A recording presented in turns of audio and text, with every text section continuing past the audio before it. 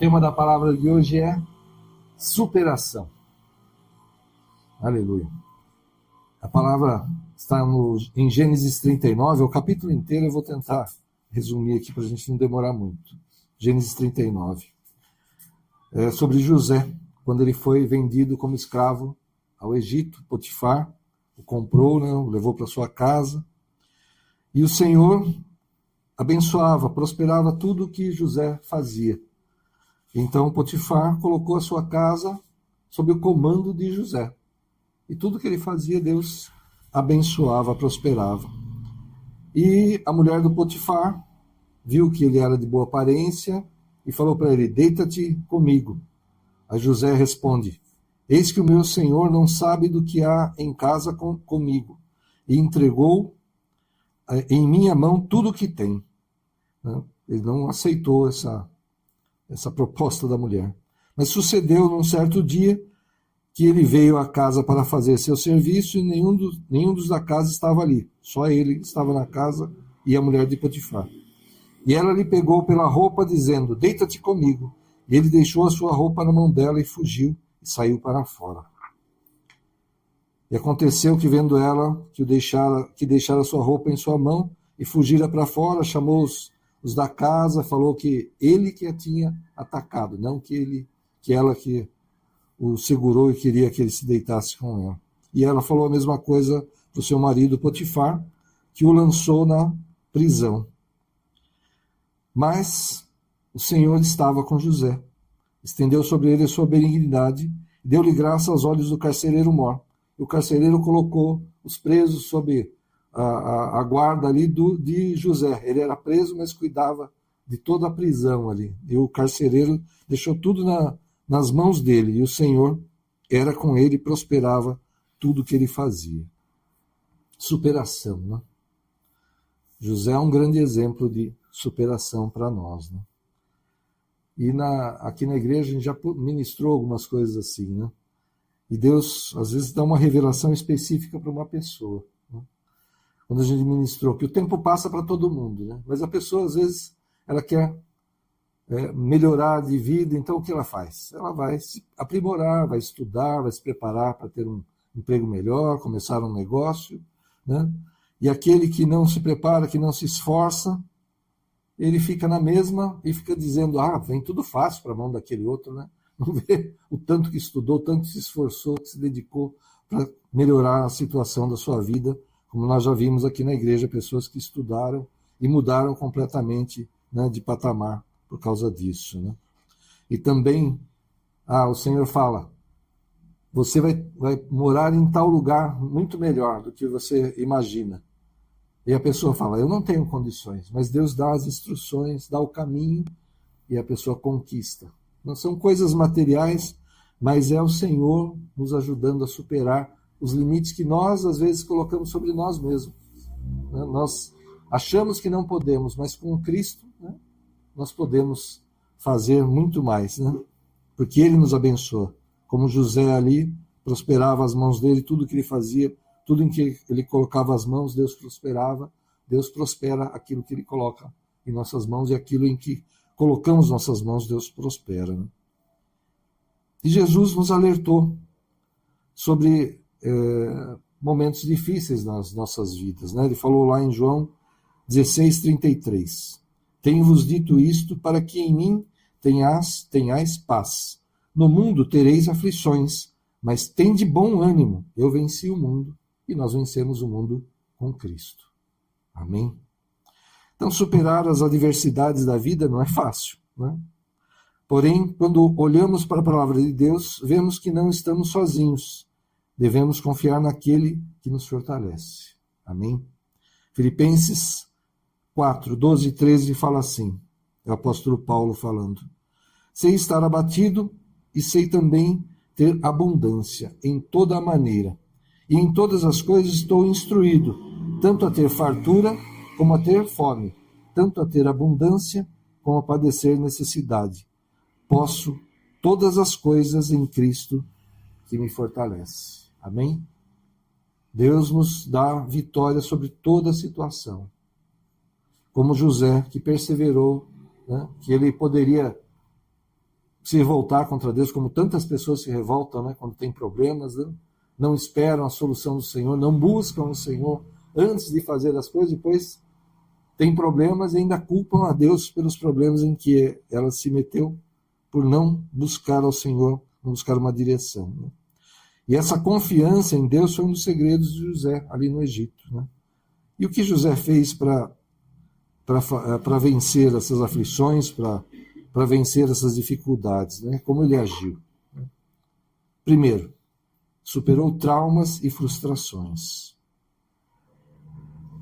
Situações pelas quais José passou: injustiça, briga na família, frustração, prisão, traição, indiferença e outras coisas, né?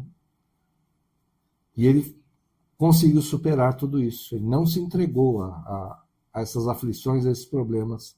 Pelo contrário, ele perseverou em fazer tudo como a palavra de Deus mesmo fala. Tudo que vier à tua mão, faça como se for para Deus. Mesmo que os homens não reconheçam, Deus vai reconhecer e vai te abençoar, vai te prosperar. Então não podemos deixar que os problemas da vida que todos enfrentamos de alguma forma, em algum momento, e em vários momentos até, que eles nos derrubem, que eles nos afastem do Senhor. Amém? Temos que superar isso. Então nós passamos também por muitas coisas dessas que José passamos por demissão no emprego, perda de entes queridos, dívidas que parecem impossíveis de pagar, né? Eu já passei por isso até quando a gente estava reformando a nossa casa aqui no centro de Barueri, por orgulho, né? Eu sou homem, sou provedor da casa, né? Eu não posso, né, falar para ninguém que eu estou em dificuldade, nem para minha esposa. E reforma, construção, essas coisas é engraçado, né? Você planeja, vê o quanto você vai gastar, de repente está gastando muito mais por coisas que aparece um problema na fundação, né? Na hidráulica, na elétrica, sei lá onde, na laje, e vai.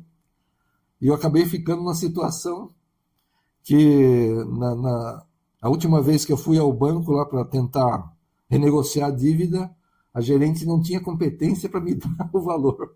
Ela teve que falar com a coordenadoria regional para poder liberar o valor para minha mão. Né? Não era assim uma fortuna, mas foi engraçada a situação. Ela não tinha competência na agência para poder liberar o valor. Mas depois que eu busquei o Senhor, clamei ao Senhor, aquilo que parecia impossível, como é que eu vou sair disso? Agora me afundei de vez. Em alguns meses, Deus fez com que eu quitasse todas as dívidas. Amém? Então é não desesperar, é confiar no Senhor, é buscar a direção do Senhor e não ser orgulhoso, né? Não ser arrogante. Não, eu sou o cara, eu sou o homem da casa. Né? Quando eu deixei essas coisas, Deus colocou a mão e me fez superar tudo isso. Amém? E a gente passa por muita coisa assim, mas a gente tem que ter bom ânimo, como Cristo falou, né? Ele venceu todas as coisas, nós vamos vencer junto com ele. José então superou traumas e frustrações, ele superou laços de tentações, né? Então José era um jovem de boa aparência, a própria palavra de Deus fala isso, né? E a esposa de Potifar provavelmente era uma mulher bonita também. José estava numa terra estranha, escravo, né? Na casa lá, tudo, o senhor dele, ali, o Potifar, tinha colocado tudo na mão dele, né? E a esposa poderia, né, trazer favores para ele, se ele, né, aceitasse a proposta dela, talvez ele ficasse melhor ainda do que ele estava ali na casa de Potifar.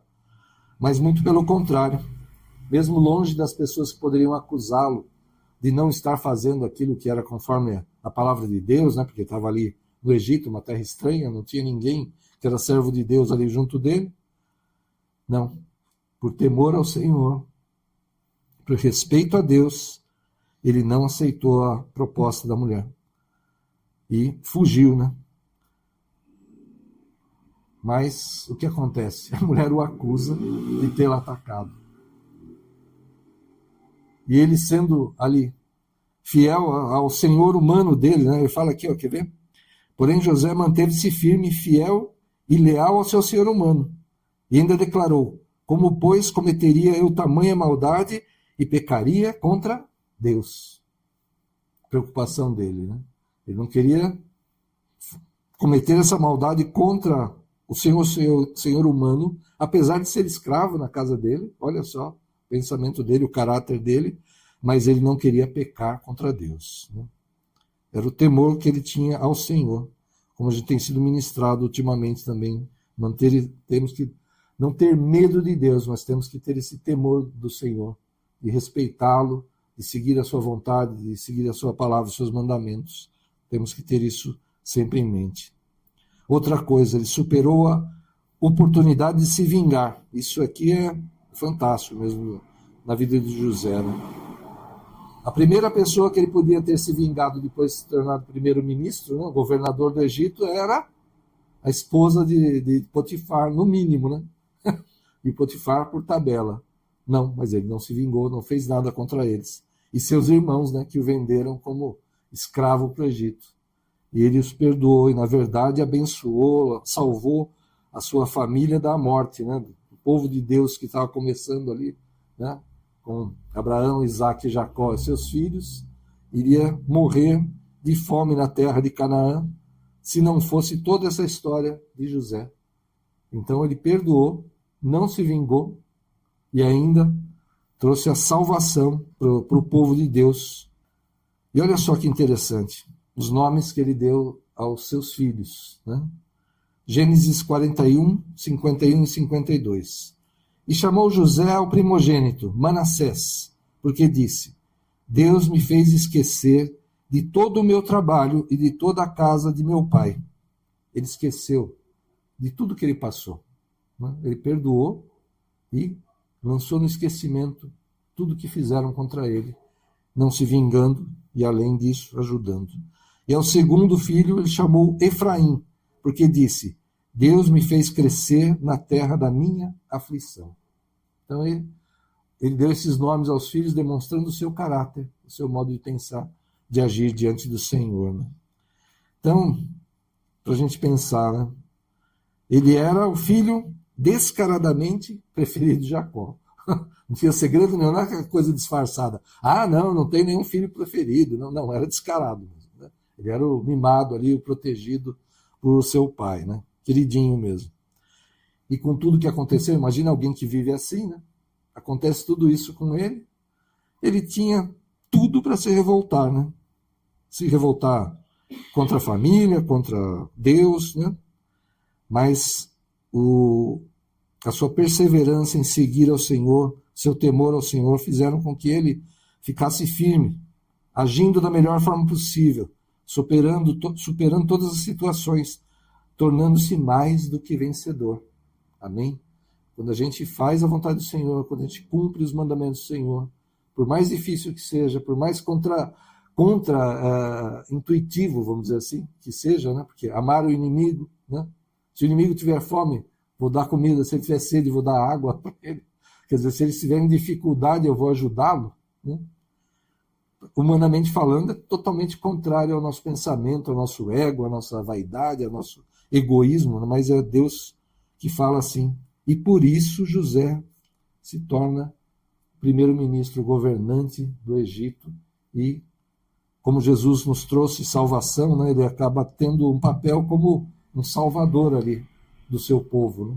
Porque ele, sendo o primeiro-ministro, ele pôde trazer, né, Jacó, toda a família, toda a casa do seu pai para a melhor terra que havia no Egito, preservou, e o povo se multiplicou tanto que depois, no futuro, vem causar medo aos egípcios, porque eles eram tão numerosos, tão fortes, que os egípcios ficaram até com medo deles, de tanto que eles cresceram e prosperaram. Amém? E até aqui a gente está falando de superar dificuldades, mas Deus também nos fortalece para vencermos nossas fraquezas. Paulo falando aqui, 2 Coríntios 12, 9. E disse-me, o Senhor falou a Paulo: a minha graça te basta, porque o meu poder se aperfeiçoa na fraqueza. De boa vontade, pois, me gloriarei nas minhas fraquezas, para que em mim habite o poder de Cristo. Então você tem sentido fraqueza em alguma área, né? Alguma luta? E acho que todos nós acabamos tendo algumas áreas em que a gente tem muita dificuldade de resistir, né? De avançar, né? de manter a nossa carne, né, calada, né, e o Espírito falando. Talvez uma forma, em situações em que a gente estoura, em que a gente perde a cabeça, né, ou tentações que vêm sobre nós, que a gente acaba sendo fraco, ou sendo uma luta tão grande que é difícil de vencer. Acho que todos nós temos isso, mas nós podemos superar essas fraquezas em Deus, com Cristo. Amém? Então, se você tem alguma fraqueza em alguma área, clama ao Senhor para ajudá-lo a vencer essa fraqueza.